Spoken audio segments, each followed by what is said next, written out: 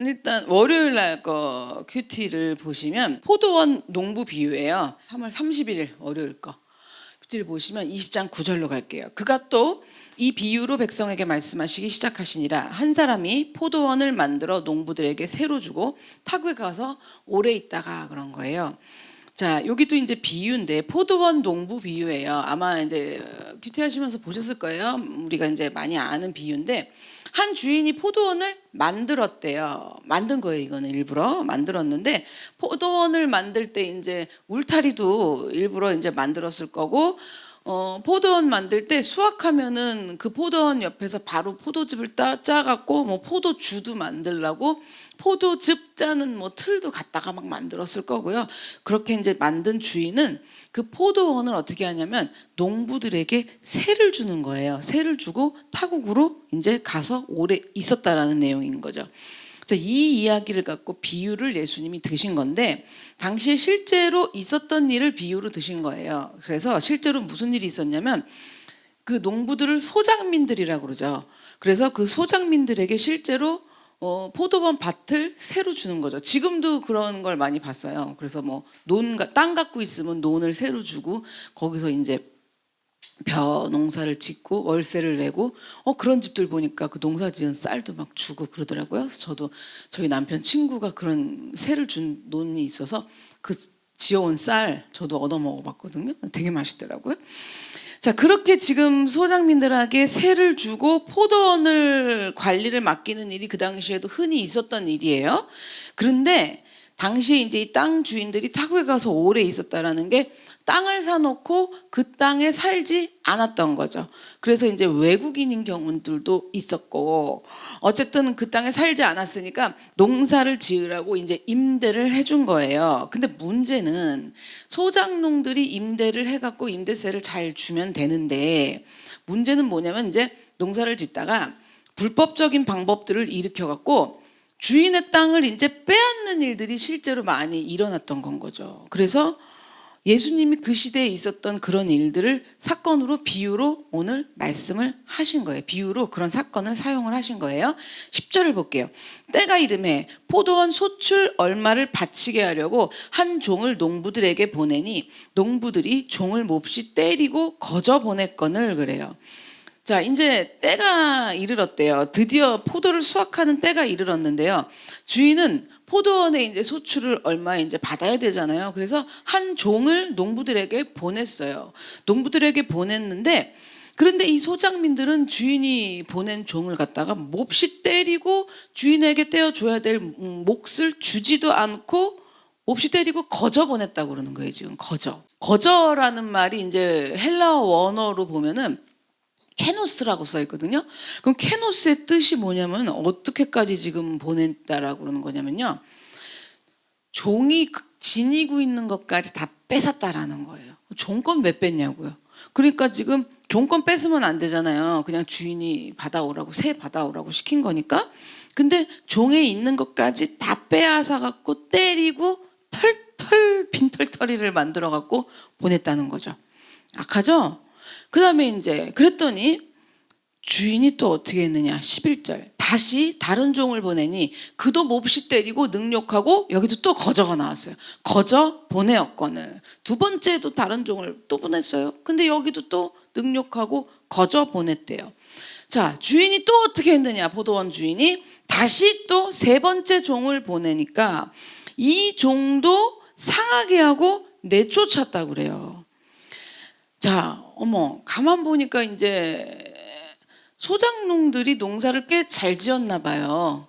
잘 지었나 봐요. 그러니까 주인한테 수확의 일부를 지금 돌려주는 거잖아요. 새로 돌려보내는 게 아까웠었던 것 같아요. 제가 생각해 보기엔. 그게 아까웠나 봐요. 그러니까 주인의 것을 자기 것으로, 자신의 것으로 삼으려고 한 건 거죠. 자, 그럼 여기서 포도원 주인은 누구냐면요. 하나님이시겠죠. 포도원 주인은 하나님이고 소장농들은 이스라엘을 얘기하는 거예요. 자, 그럼 소장농은 또 누가 될까요? 우리가 되는 거예요. 내가 되는 거예요. 그리고 포도원의 주인은 좀 이따 포도원의 주인의 아들이 나올 건데 그 아들은 예수님이 돼요. 그리고 여기 지금 포도원의 주인이 보낸 종들은 지금 계속 거저 내보냈다 그러잖아요. 거저 보냈다 그러잖아요. 탈탈 털어서. 그 종들이 누구냐면 선지자들을 얘기하는 거예요. 그 당시에 계속 가서 외치고 권면했던 선지자들을 얘기하는 거예요. 자, 그러면 주인이신 하나님이 소작농인 이스라엘에게, 자, 소작농인 우리들에게, 나에게 포도원을 맡겨주셨다라는 거죠. 자, 그러면 여러분에게, 자, 나에게는 어떤 포도원을 맡겨주셨는가? 오늘 이게 중요한 거죠. 어떤 포도원을 맡겨주셨는가? 그러면 그 포도원을 맡겨주셨기 때문에 포도를 잘 가꾸고 농사를 지어들여서 올려드려야 될 포도인데, 새로 드려야 될 포도인데 드리기가 아까운 거예요. 지금 못 주겠어. 그리고는 내가 그 포도원을 어떻게 하는 거예요? 그냥 통째로 가져 삼키려고 그러는 거예요. 그게 무엇인가? 포도원을 드리기가 아까워서, 포도 어떤 소출을 내어 드리기가 아까워서 보내신 종들을 때리고 능욕하고 죽이고자 하는 일은 무엇인가? 이렇게 생각을 좀 해봐야죠.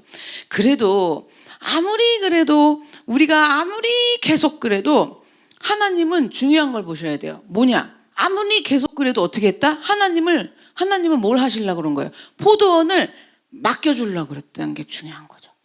첫 번째 종, 두 번째 종, 세 번째 종 보낼 때까지 하나님은 첫 번째, 두 번째, 세 번째 종을 보냈어요.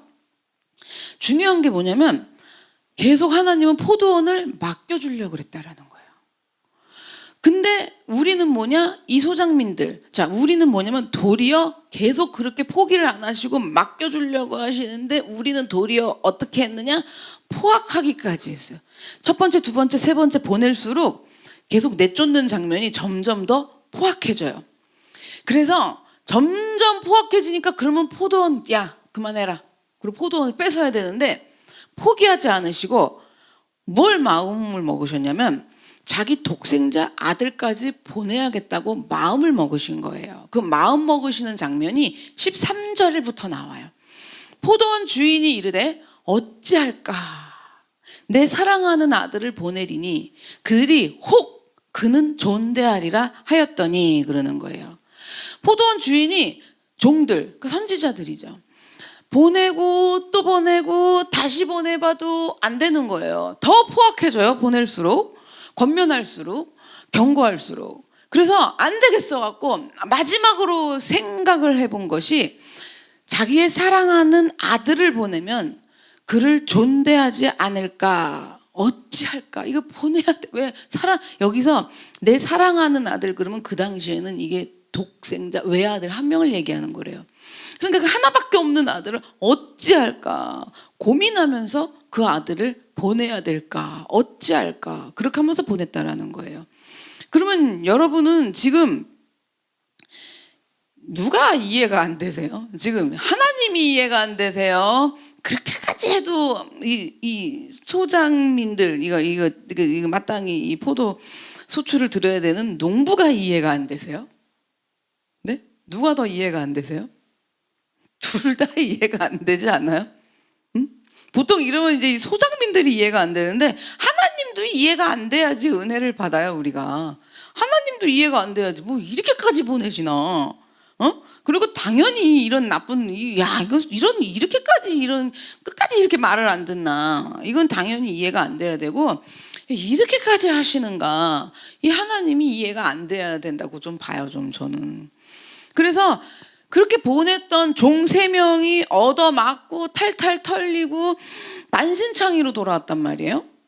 그리고 그 종들이 그렇게 그 꼴로 돌아왔어. 그런데 어찌할까? 그걸 보시고 끝까지 고민을 하셔갖고 야, 내 사랑하는 아들을 보내볼까 생각을 하시냐라는 거예요. 지금 그 주인이 도대체 무슨 마음으로 어찌할까 내 사랑하는 아들을 보내볼까 무슨 마음으로 그러셨을까 생각해 보셨어요? 도대체 무슨 마음으로, 무슨 마음일까가요. 이 똑같은 누가복음 20장 13절을 뭐 새번역 뭐 또 현대인의 성경 이랬을 때 공동번역이 있거든요. 거기서 보면 나와요. 공동번역을 보면 포도원 주인은 이제 어떻게 할까? 그러면 이번에는 내 사랑하는 외아들을 보내야겠다. 여길 보세요. 설마 내 아들이야 알아주겠지 하고 말하였다 그러는 거예요.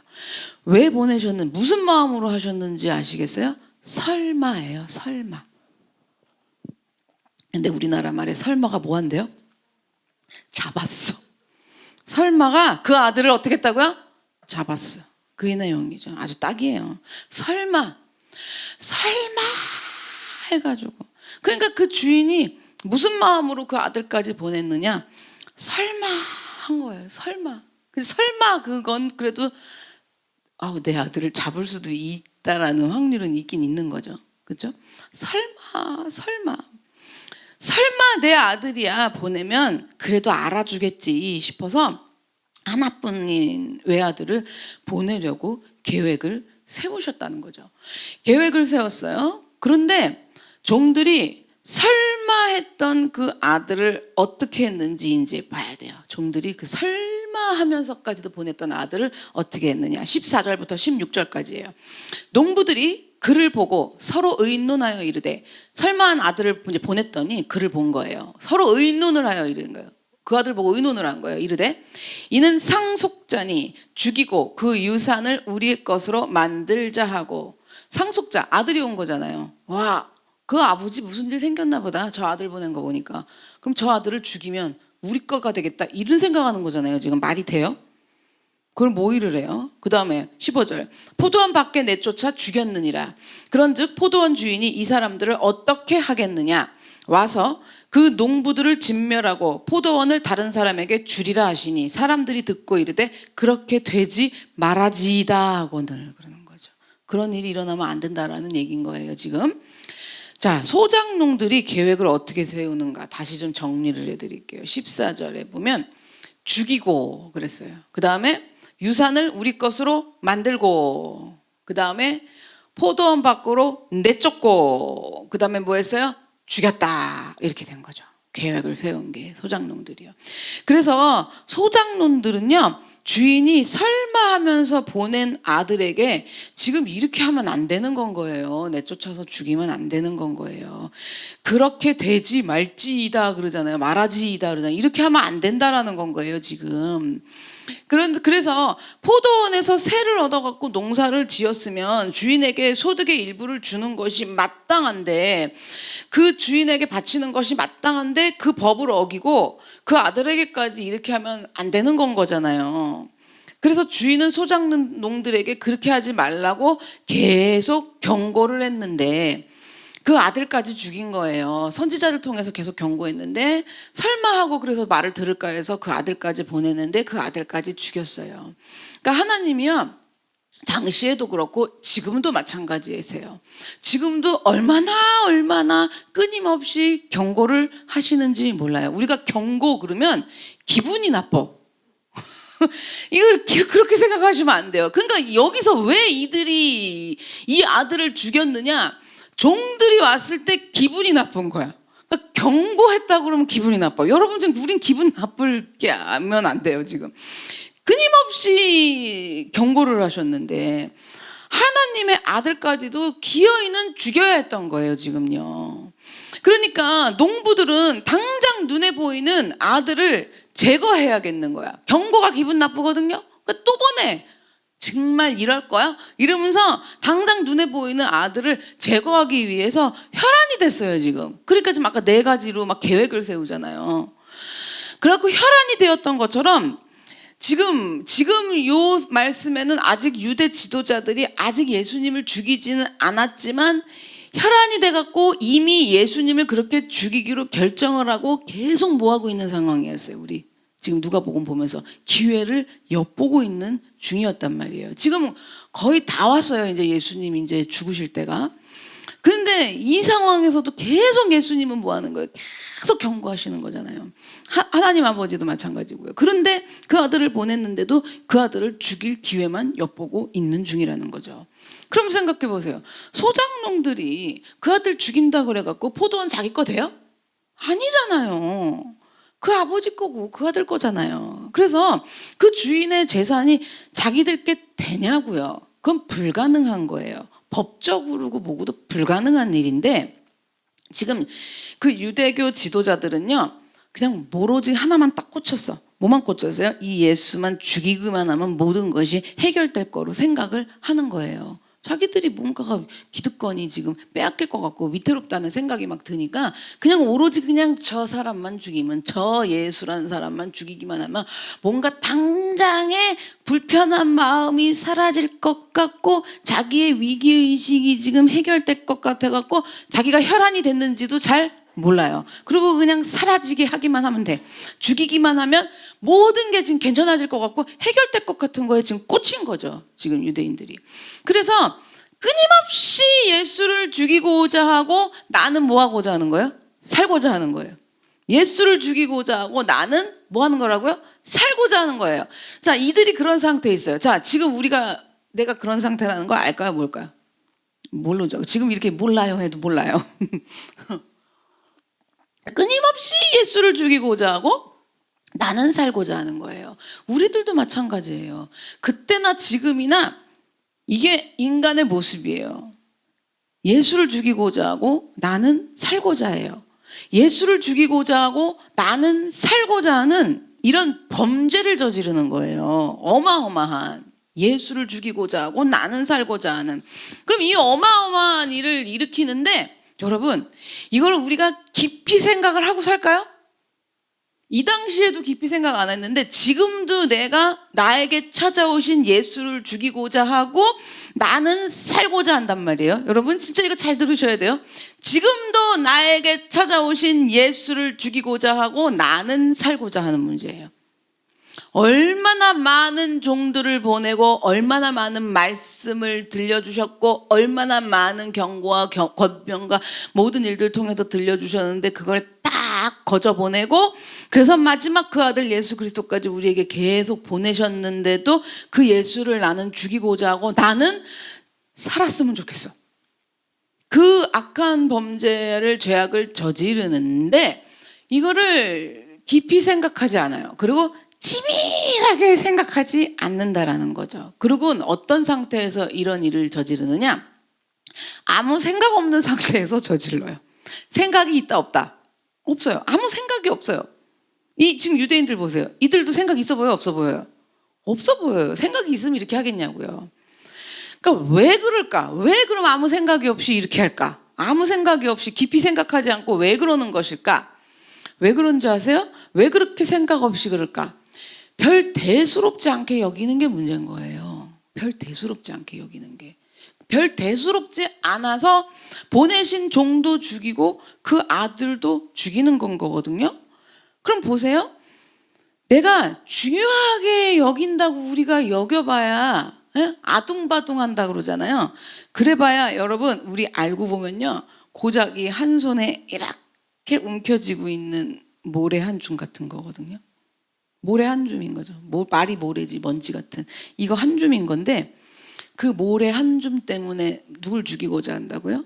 예수를 죽이고 이 모래 한 줌이 내 인생의 전부여갖고 나는 살고자 하는 거예요. 이거 버리면 죽을 것 같아서 이 모래 한 줌 때문에 일평생 얘를 못 내려놓고 예수는 죽이고자 하고 이 모래 한 줌 때문에 먼지 한 줌 때문에 나는 살아야겠는 거예요. 별거 아닌 거예요 이게. 이걸 좀 깊이 생각해보고 치밀하게 생각해보자는 건 거죠. 그래서 이 모래 한 줌이 뭔가 좀 생각해 보셔야겠어요. 이걸 생각해 봐야 돼요. 이게 그까짓 거 돈인지 이게 그까짓 거 나 인정받은 건지 이게 그까짓 거 그냥 미움인지 뭐 꼴을 못 보는 건지 뭔지 그냥 내가 그냥 눈을 뜨고 죽든지 말든지 눈 뜨기 전에 봐야겠는 거지 뭐 이런 건지 봤을 때 이거 하나 때문에 이거 죽을 때 갖고 가실 거예요? 그렇잖아요. 이거 별것도 아닌 거 이거 한 줌 때문에 예수를 죽이고 나는 이거 하나 때문에 살아야겠는 거거든요. 그래서 이거 하나를 놓지 못하고 버리지를 않으려고 발버둥을 치다 보니까 때리고 상하게 하고 거저보내고 그들이 있는 것까지 그 권면하러 온 사람까지도 다 그냥 뺏어버려. 그들이 있는 거 다 탈탈 털어버려 막. 그래갖고 거저보내는 거예요. 그리고 예수님까지도 능욕하고 버리고자 한다라는 거죠. 그래서 여러분 내가 예수는 죽이고 나부터 살고자 해갖고 내가 버린 게 뭔지를 찾아야죠. 자, 예수는 죽이고 나부터 살자, 나 좀 살자 해서 버린 것이 무엇입니까? 예배를 포기하고 부인하십니까? 그 예수 버리고 나부터 살아야겠는 거예요. 예수 버리고 나부터 살아야 되겠고 우리 집부터 살아야겠고 내 새끼부터 살아야겠어서 예배 버리는 거예요. 근데 이거 치밀하고 정말 심각하게 생각해 봅니까? 안 해요. 유대인들이 그래갖고 예수 죽이고자 하는 거예요. 생각 안 한다. 심각하게 생각 안 한다고요. 그러니까 이렇게 간단하게 그렇게 죽이려고 계획을 세우죠.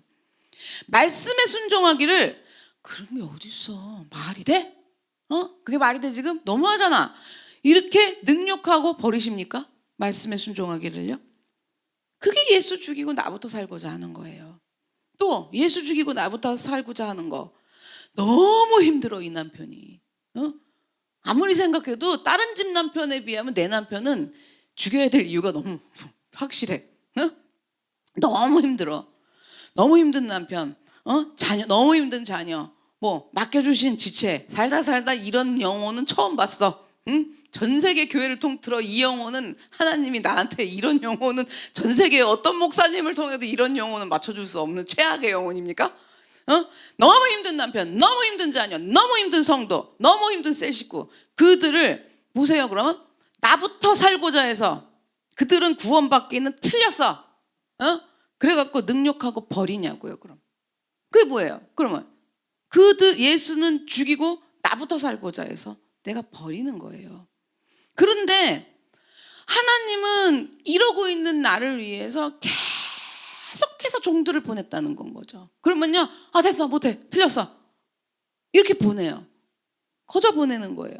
농부들에게 종을 보내신 것처럼 우리에게도 나에게도 계속 보내셨던 거예요. 그래서 구약 시대에는 선지자들을 보내셔서 계속 말씀하셨고 지금 시대를 살아가는 우리에게는요, 성경 말씀을 통해서 보내시죠. 설교를 통해서 보내시죠. 우리 인생의 사건들을 통해서 보내시죠. 여러 가지 일들을 통해서 종들을 보내시면서 계속 설득하고 말씀하시면서 계신다라는 거예요. 그런데도 우리가 말을 들었나요? 안 들어요. 우리가 말을 들었냐고요. 그럼에도 받아들이지 않았고요. 무시하고 짓밟고 내쫓은 거예요. 고집이 세기가 이루 말할 수가 없어요. 그래서 20장 17절에 뭐라고 하시냐면 그런 그들을 보시며 그런 나를 보시면서 그러면 기록된 바 건축자들의 버린 돌이 모퉁이의 머릿돌이 되었느리라 함이 어찌 됨이냐 그러는 거예요.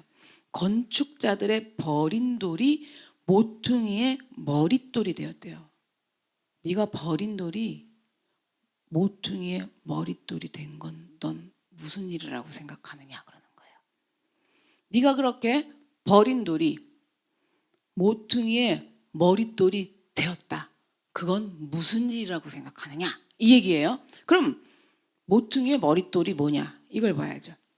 우리가 집을 짓다가 아무 쓸모가 없다고 생각해갖고 돌을 버린 거예요. 건축자인데 뭘 세워가는데 그 버려버린 돌이 머릿돌이 됐다라는 거예요. 자, 일단 모퉁이의 머릿돌이 뭐냐면요, 여기 나오는 요 큰 밑에 있는 요 제일 밑에 각진 부분 큰 돌 있죠. 요게 모퉁이의 머릿돌인 거예요.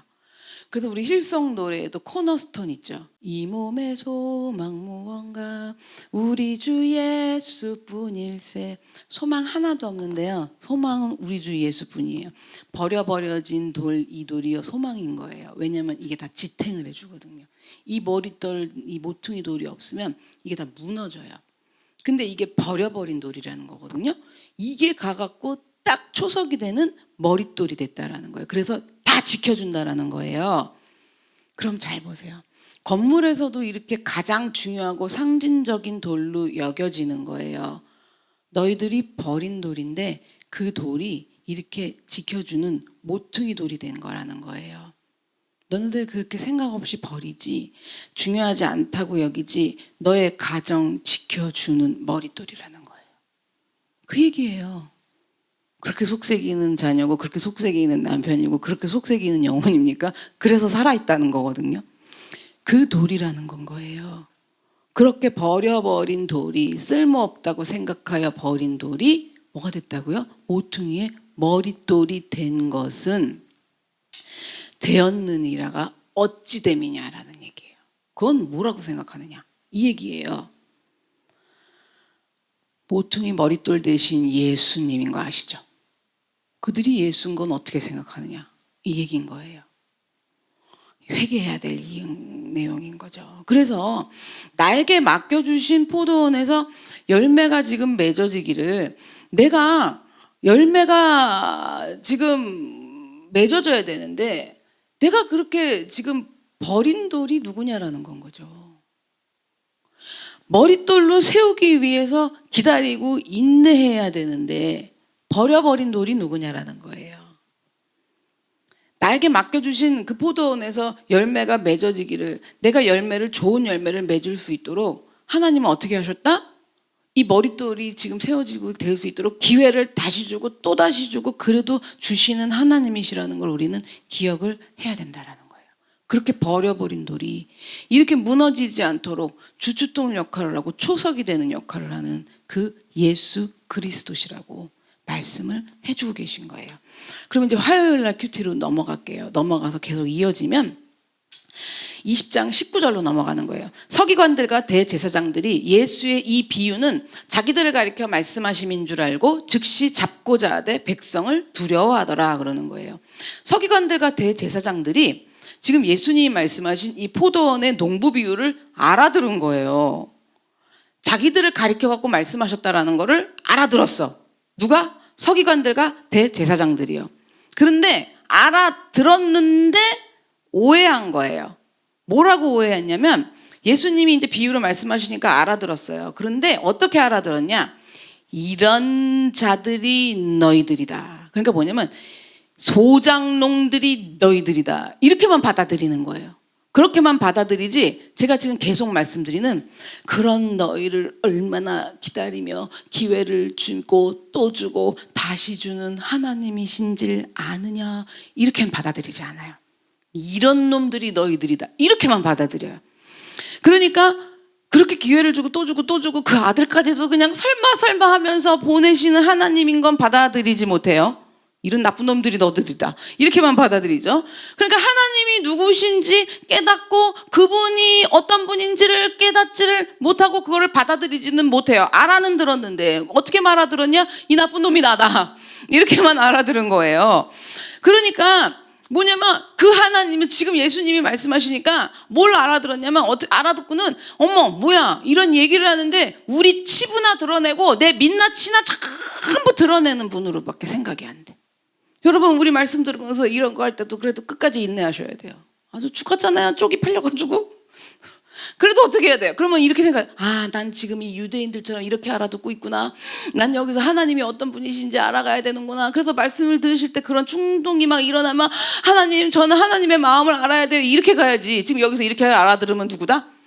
서기관과 대제사장들이 되는 거예요. 그래서 나 치부를 드러내고 민낯을 드러내는 분으로 생각을 하니까 너무 부끄러워, 너무 수치스러워. 이걸 어떻게 표현한 거냐? 분노로 표현하는 거예요. 분노로. 지금 보세요. 여기 서기관들과 대제사장들 다 하나님 믿는 사람들이에요. 하나님 믿는 자들이 일으키는 문제를 지금 누가복음에서 얘기하고 있잖아요. 분노로 표현을 한 거예요. 그럼 분노를 갖고선 말씀을 듣고는 돌이키지는 않고 어떤 현상이 일어났냐? 예수를 잡고자 한 거예요. 잡아 죽여야겠는 거예요. 이제 예수를 잡고자 하는 거예요. 그리고 그들이 예수님을 어떻게 했느냐? 즉시 잡고자 했어. 즉시, 여기 보면 즉시 잡고자 했죠. 즉시 잡고자 했지만 또 그렇게 할 수가 없었어요. 왜 그렇게 못했는 줄 아세요? 백성들을 두려워한 거예요. 백성들을 왜 두려워했냐면요, 지금 이 당시에 이때 예루살렘에는 수많은 사람들이 유월절을 이제 기념하러 와 있는 상태였어요. 그래서 사람들이 꽤 많이 왔단 말이에요. 그리고 대부분의 사람들이 지금 예수님을 세례 요한 같은 막 선지자로 이제 막 여기고 생각하고 있었어요. 그래서 지금 무슨 현상이 일어났어요? 백성들은 예수님이 지나가시기만 하면 막 호산나 호산나 이러면서 막 외치고 환영하는 무리들이 무지 많이 생겼어요. 그러니까 안에 기대심이 뭐라 그랬어요? 예수님이 우리를 로마의 압제에서 풀려나게 해줄 뿐이다 라는 기대를 갖고 있었어요. 그런데 만약에 지금 이 서기관들이랑 대제사장들이 막 자기를 수치를 드러내고 지금 막 치부를 드러내고 민낯을 드러내고 지금 그 얘기를 들어보니까 우리 얘기를 하는 것 같아. 근데 여기서 딱 그러면 뒤집어 씌워갖고 예수님을 즉시 잡아 죽일 수 있거든요. 뭘로 죽이냐면 신성모독으로. 하나님의 아들이라고 그랬다. 이걸로 딱 잡아 죽여갖고 종교 재판을 해갖고 죽일 수 있어. 근데 여기서 신성모독으로 종교 재판으로 잡아갖고 집어서 즉시 딱 잡으면 이 백성들이 지금 로마의 압제에서 풀려줄 뿐이라고 생각해갖고 막 지금 흔드는 백성들이 폭동을 일으킬지도 몰라요. 그러면 위험해지잖아. 그러니까 그걸 못하겠는 거야. 그러니까 또 지금 어떻게 하냐면 당장이라도 즉시 잡아갖고 넣어서 죽이고 싶은데 그렇게는 못하겠는 거죠. 지금 상황을 봐야겠는 거예요. 지금 그러고 있는 거예요, 이들이. 여러분, 교회 안에서 이렇게 해요, 안 해요? 해요. 그렇게는 못하겠고 화는 나 죽겠고 이런단 말이에요. 20장 20절 볼게요. 이에 그들이 엿보다가 예수를 총독의 다스림과 건세 아래에 넘기려 하여 정탐들을 보내어 그들로 스스로 의인인 체하며 예수의 말을 책잡게 하니. 자, 이제 예수님을 잡아 넣어 죽이고 싶어 죽겠는 거예요. 그럴 수가 없어. 근데 그러니까 이제 엿보기를 시작을 해요. 엿보기 시작을 하면서 예수를 총독의 다스림과 건세 아래 넘기려고 정탐을 보냈다고 그래요. 이 총독이 누구예요? 빌라도잖아요, 지금. 그죠? 빌라도예요, 그 당시에. 빌라도한테 보내갖고, 기어이는 이거 성공을 하죠. 그래서 본디오 빌라도에게 고난을 받으사 그러잖아요. 기어이 이거를 성공을 했어요, 하기는. 나중에 보면. 근데 그 빌라도 아래 건세에 넘기려 해 정탐을 보내는데, 지금 뭐냐면, 그러니까 빌라도의 다스림 아래에 넘기려고 정탐을 보냈다는 거는 예수님이 하신 진리의 말씀들을 이제는 정치적으로 책 잡으려고 그러는 거죠. 종교 재판으로는 안 되잖아요. 그러니까 정치적으로 정치범으로 모으는 거야. 정치적으로 책을 잡으려고 그러는 거예요. 그러면 지금 앞절에 서기관들과 대제사장들이 지금 즉시 잡고자 하잖아요. 잘 보세요. 서기관과 대제사장이 한마음 됐죠. 예수님 잡는 데는 한마음이 됐어요. 이걸 또 보셔야 돼요. 이 당시에요, 서기관이랑 대제사장들은요, 한마음이 될 수가 없는 사이였다는 거예요. 왜 이들이 한마음이 안 되느냐? 절대로 한마음 한뜻이 될 수가 없는 사이인 정치적 관계였다라는 거예요. 그래서 그런 관계들인데 예수를 잡아 죽이는 데는 한마음 돼. 이렇게 된 거예요. 왜 이들이 한마음이 될 수가 없었냐면, 서기관은 지난번에도 회당이 생길 때 이야기를 말씀드린 적이 있는데, 서기관은 바벨론 포로기 때 회당이랑 같이 생긴 직책이에요, 서기관이. 그래서 뭐냐면 바벨론 포로 생활을 하면서 이들이 이렇게 생각을 한 거예요. 그래도 이들이 막 하나님을 막 믿고자 하는 사람들이니까 바벨론 포로 생활하면서 우리가 왜 이렇게 됐지? 어떻게 하다 이렇게 다 포로 생활을 하게 됐지? 이러면서 이렇게 바벨론으로 끌려와가지고 이전에 이렇게 형벌을 받는 이유는 결국 우리는 하나님 말씀에 율법을 지키지 않으면 그 율법의 말씀에 순종하지 않아서구나. 막 이렇게 깨달은 거예요, 이들이. 그래갖고 말씀으로 돌아가자. 이걸 지키자. 그래갖고 회당을 세웠다 그랬잖아요. 바벨론 그 포로 때 전부 지금 성전이 다 파괴되면서 회당을 세우고 말씀을 지키고 다음 세대가 끊어지게 생겼다. 그래서 회당을 지었다 그랬죠. 그러면서 말씀으로 돌아가야 되니까 서기관이라는 직책이 생긴 거예요. 회당을 짓고. 그랬잖아요. 서기관이라는 직책을 생겨서 이 서기관들은 그 누구보다도 말씀을 가르치고 막 기록하는 일에 온 인생을 바친 사람들이에요. 이들이. 자, 그래갖고 이들도 말 맞다나 무지 열심히 하는 사람들이에요. 그런데 지금 여기 19절에 나오는 대제사장들은 어떤 사람이냐면 우리가 생각하는 이전에 있는 대제사장, 그러니까 하나님이 기름 부으신 대제사장이 아니에요. 요때 대제사장은 누가 세웠느냐? 로마에서 세웠어요. 바뀌었어요, 이게 흐름이. 그래서 바벨론 포로 이후에 하나님의 은혜 가운데 기름 부음 받은 대제사장이 아니라 로마에서 이제 세우기 시작했어요. 그 대제사장을 세우는 기름 부음권이 이제 뺏긴 거지. 로마로 넘어간 거예요. 그래서 임명하는 일이 로마에게 빼앗겼단 말이에요. 그러니까 로마에서 대제사장을 세울 때 정치적 목적에 의해서 세우겠죠. 그렇게 세워진 사람들이 대제사장이에요. 그러면 생각해 보세요. 대제사장이 로마에서 세워지니까 이쪽 서기관들 이쪽에서는 아무리 열심히 하고 뭐해도 대제사장이 나오겠어요? 안 나오겠어요? 안 나오죠. 로마에서 세워야 되잖아. 그렇잖아요. 이 서기관들이나 이쪽에는 또 뭐예요? 로마에서 세금 많이 걷고 이런 거 다 싫어하는 사람들이란 말이에요. 근데 이쪽은 대제사장들이랑 어떻게 해요? 전부 얼마 전에 성전을 다 뒤집어 엎으셨잖아요. 이쪽 파들이야 다. 성전에서 막 다 장사하고 이거 다 한무리들이야. 이쪽이랑 친하겠어 안 친하겠어? 절대 친할 수가 없는 관계예요. 서로 앙숙이란 말이에요. 그러니까 둘이 이쪽에 이 서기관들 파 쪽에서 절대 대제사장들이 나올 리가 없고, 이쪽에서는 로마에서 나오니까 이 둘이 절대 친할 수가 없는 구조예요. 그러니까 사이가 좋을 리가 없고 한 마음이 될 수가 없는데 어떻게 이렇게 예수를 죽이고 잡아 죽이고자 하는 일에는 한 마음이 돼가지고 딱 둘이 하나가 됐어요. 이렇게 되는 거예요, 여러분. 아주 예수. 그러니까 보세요. 내가 모퉁이 돌 된 버리려고 그러는 우리 집 돌 하나가 있어. 그분이 예수님이야. 우리 집에 오신 그 남편이 모퉁이 돌이야. 오늘 그 남편을 그냥 잡아 죽이려고 하는데 별로 친하지도 않은 집사님이 오면 그래 뭐 하려고 그러고 살아 이러면서 한마음 되죠. 그래 안 그래요? 여러분 잘 보셔야 돼요. 그렇잖아요. 아시겠죠? 21절 22절 볼게요. 그들이 물어 이르되 선생님이여 우리가 아노니 당신은 바로 말씀하시고 가르치시며 사람을 외모로 취하지 아니하시고 오직 진리로서 하나님의 도를 가르치시나이다. 우리가 가이사에게 세를 바치는 것이 옳으니까 옳지 않으니까 아니 그러는 거예요. 지금 21절을 보면 예수님을 이들이 이제 대제사장과 서기관들이 싹 둘이 한 마음이 돼갖고 질문하러 온 거예요. 21절 내용 보면 아유 우리가 압니다. 당신은 바로 말씀하시고 바로 가르치세요. 사람을 외모로 취하지도 아니하고 오직 진리로 하나님의 도를 가르치세요. 이러고 있잖아요. 어머 칭찬하잖아요. 근데 칭찬하는 듯하지만 올무에 걸려게 하려고 지금 이렇게 쫙 까는 거죠. 그러면서 22절에 세금 얘기를 하는 거예요. 가이사에게 우리가 세를 바치고 있는데 이러면서 세를 바치는 것이 옳으니까 옳지 않으니까 하면서 세금 얘기를 민감한 얘기를 꺼내는 거예요. 지금 서기관이나 전부 바리새인들이나 대제사장 빼고 서기관 바리새인들은요 당시에 로마 당국에 세금 바치는 일에 대해서 옳지 않다고 주장을 했단 말이에요.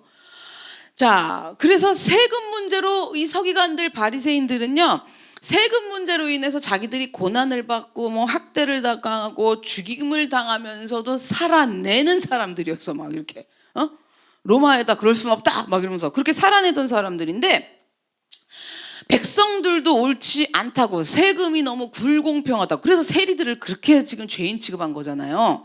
그렇게 여기고 있었는데 그런데 지금 딱 둘이 한 마음 돼갖고 대제사장은 더 많이 바치는 사람이고 대제사장이랑 지금 서기관이랑 짝 해갖고 이런 상황에서 예수님한테 로마에 세를 바치는 것이 옳습니까? 옳지 않습니까? 묻는다는 거는 이 둘 중 하나 아무라고라도 대답을 해갖고 엮기만 하면 된다는 거잖아요. 지금 그렇잖아요. 이 둘 중에 하나 대답만 하시면 엮이게 돼 있으신 거예요. 예수님은. 그래서 대답 둘 중에 하나만 하시면 뭐라도 엮어서 옳다 그래도 엮이고 옳지 않다 그래도 엮여요. 그래서 죽이기로 작정을 한 거예요.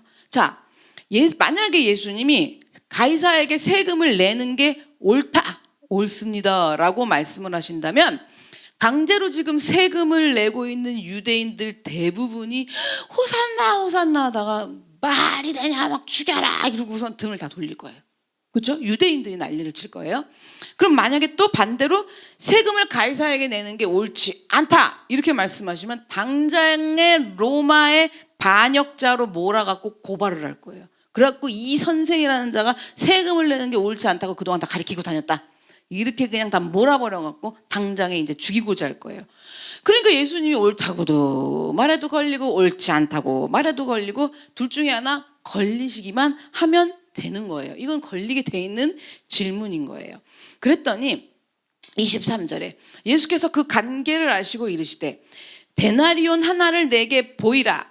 누구의 형상과 글이 여기 있느냐? 대답하되 가이사의 것입니다. 이렇게 얘기를 한 거예요. 자, 동전 데나리온 하나를 그때는 지폐가 없었어요. 다 이제 동전이었어요. 그래서 금화, 은화 이런 식으로 다 동전이었어요. 그래갖고 제가 이제 동전 그림을 하나 보여드릴게요. 자, 이렇게 요게 요쪽 왼쪽 거가 이제 앞면, 이렇게 의자에 앉아 있는 게 뒷면이거든요. 이게 당시에 사용하던 로마 주화예요. 그래서 요걸 또 제가 그냥 얼마나 꼼꼼해요. 요 당시 요 왕이 맞아요. 이게 여러 가지 얼굴이 있는데 그 당시 다 달라요. 그러니까 그 왕이 자기 얼굴을 그 당시 바뀌면 다 주화를 바꾸는 거죠, 이제. 그런데 보세요. 요렇게 동전을 하나 가져와라. 그러면서 요거를 보여주면서 여기에 누구의 형상과 무슨 글이 적혀 있느냐라고 물어보신 거예요. 여기 보면 글씨 뭐라고 막 써 있잖아요. 이렇게 헬라어로 써 있는 거예요. 이렇게 앞에도 써 있고 뒤에도 써 있는 거예요. 누구의 그 형상이 써 있느냐 했더니 앞에 형상은 뭐냐면 신의 아들 티베리우스 황제라고 쓰여 있어요. 여기 보면 티베리우스 보여요. 이 얼굴은 티베리우스 황제 얼굴인 거예요. 그래서 가이사라고 총칭을 칭하죠. 그리고 뒤에는 뭐라고 써 있냐면 신의 아들이라고 써 있어요. 자기가 신이라는 거죠. 그래서 신의 아들인 이 황제가 평화를 내린다 이렇게 쓰여져 있어요, 돈에. 자, 그래서 예수님이 이렇게 지금 이 세금을 내야 되는 문제 이렇게 놓고선 아까 지금 이 가이사에게 세금을 내는 게 맞느냐 안 맞느냐 이 질문을 올무로 놓고선 대답을 하시는데 뭐라고 이제 대답을 하시느냐? 이르시되 그런즉 가이사의 것은 가이사에게 하나님의 것은 하나님께 바치라 이렇게 말씀을 하신 거예요. 이거를 우리가 문자로만 딱 해석하면 가이사 건 가이사에게 주고 하나님 건 하나님께 내라 이렇게 들릴 수 있죠. 그러면 우리가 이거 문자적으로 해석하면 나라의 세금은 세금대로 내고 교회 헌금은 헌금대로 내라 뭐 이렇게 해석할 수 있어요. 자, 그런데 이 안에 잘 들으셔야 돼요. 이게 무슨 의미냐? 제가 쉽게 설명드리려고 막 이제 많이 생각을 했는데 잘 보세요. 지금 아까 가이사의 형상이 들어 있었잖아요. 여기 보면 그렇죠?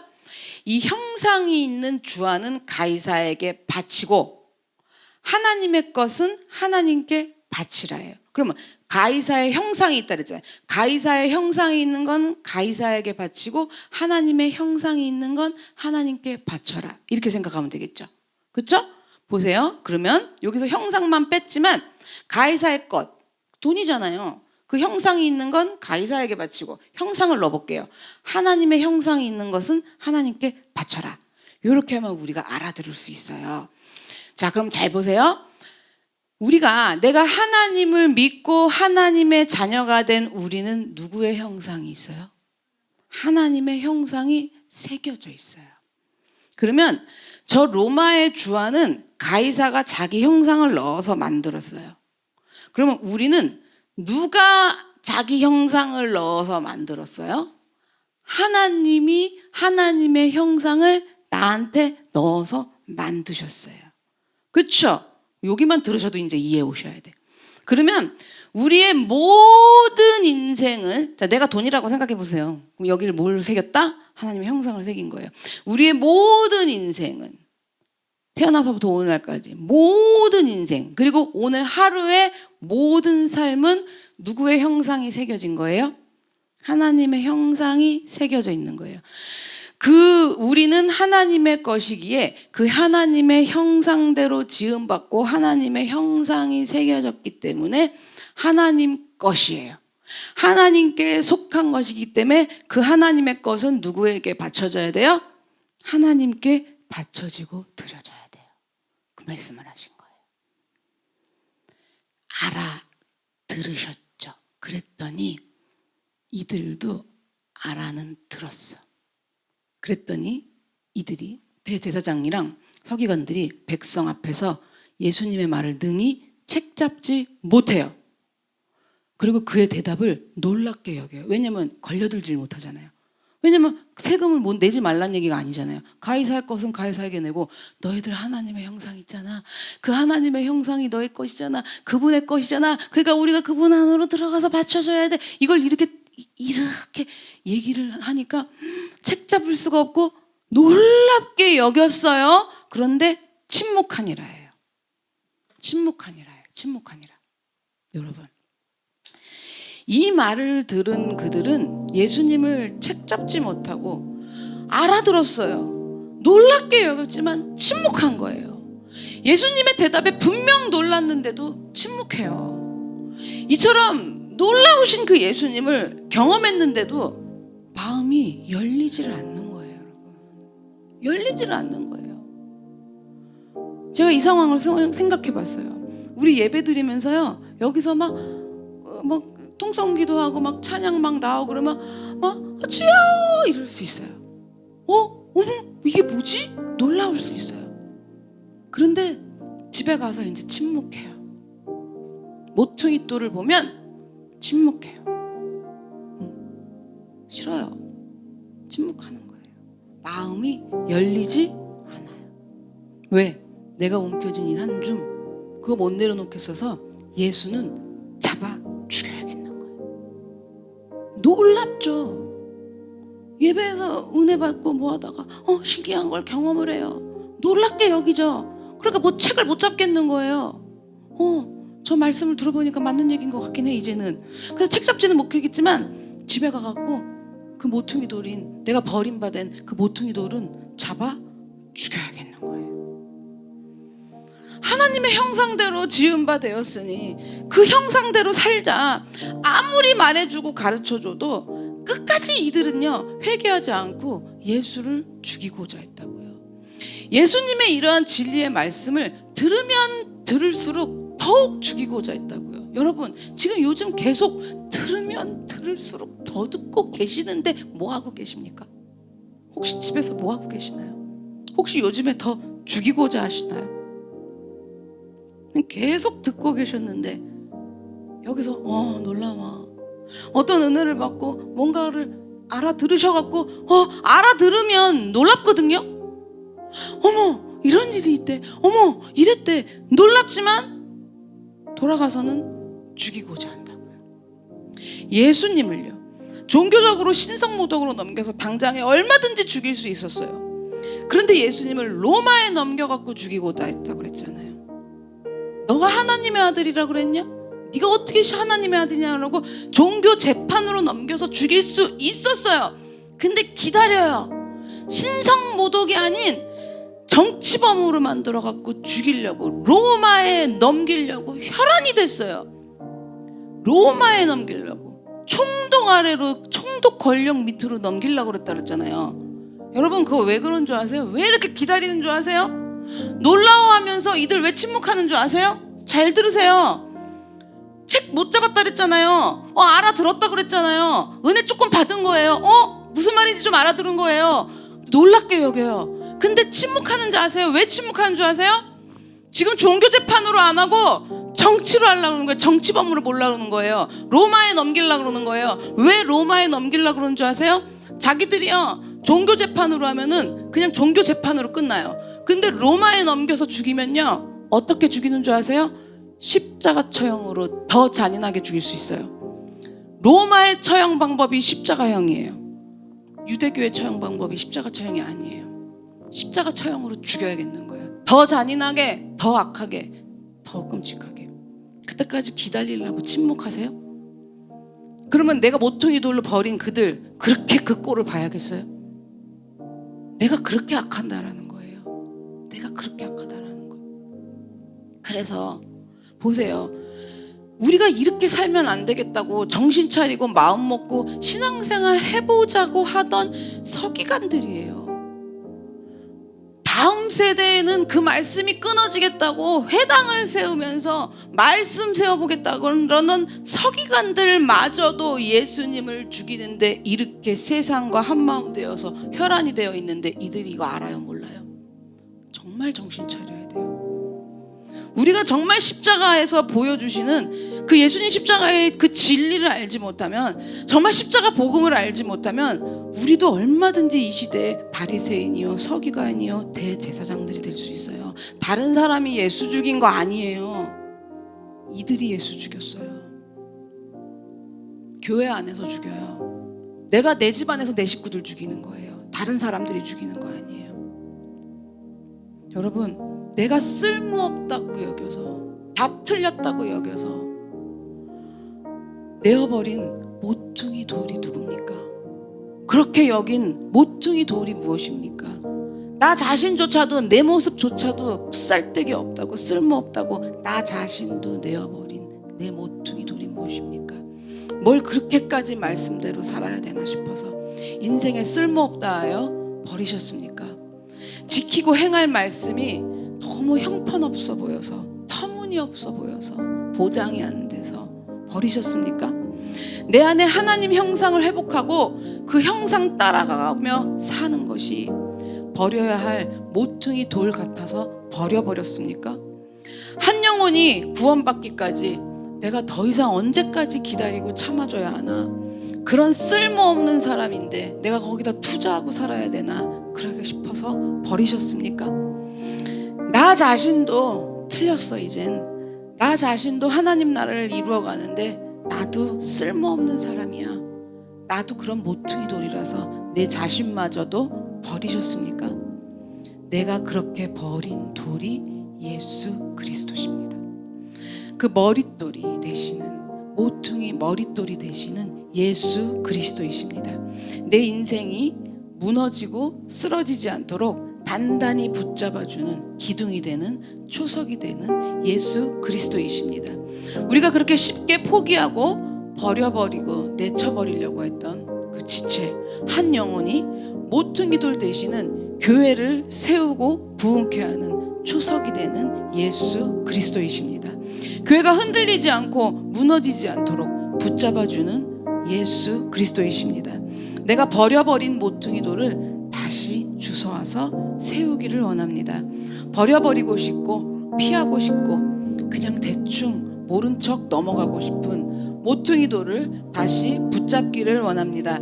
모퉁이 돌 되시는 예수 그리스도를 다시 붙잡고 내 인생의 기둥으로, 초석으로 세워나가기를 원합니다.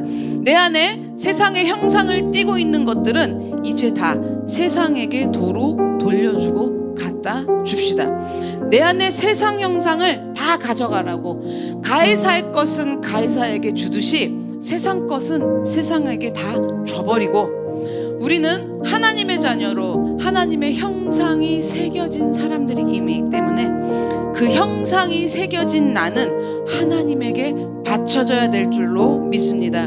하나님의 뜻대로 행하고 그분의 말씀에 의지하여 순종하고 살아야 될 줄로 믿습니다. 우리는 하나님의 형상이 새겨진 하나님의 것이기에 세상의 형상이 새겨진 세상의 것이 아니기에 하나님 앞으로만 오직 바쳐지고 하나님 앞으로만 나아가기를 원합니다. 하나님이 새겨주신 형상 가지고 내 인생에 버려진 듯한 모퉁이 돌들을 전부 주워서 살아내기를 원합니다. 이제 우리는 하나님의 것이기에 하나님께 바쳐지기를, 하나님이 원하시는 삶으로 살아내기를, 그렇게 바쳐지는 인생으로 살아가게 하여 주시옵소서. 다 같이 주여 한번 외치고 기도하겠습니다. 주여!